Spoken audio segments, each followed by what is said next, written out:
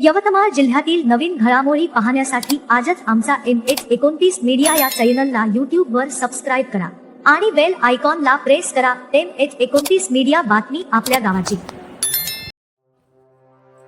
विजयानंद भुतडा अध्यक्ष तर सचिवपदी डॉक्टर दिनेश चांडक यांची नियुक्ती। यवतमाळ जिल्हा माहेश्वरी संघटनची कार्यकारिणी घोषित।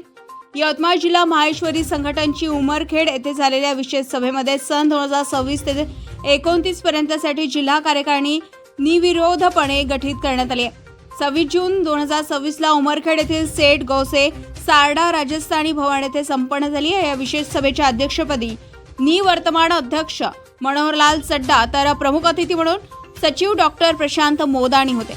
यांच्यासह मंचावर निवडणूक पर्यवेक्षक प्रदेश माहेश्वरी संघटनेचे सचिव अजय मोदानी, निवडणूक अधिकारी अरुण अटल यवतमाळ व निवडणूक अधिकारी ॲडव्होकेट श्याम भट्टड दिग्रस उमरखेडचे निवर्तमान अध्यक्ष मनोज माहेश्वरी, वर्तमान अध्यक्ष विनोद तेला हे उपस्थित होते।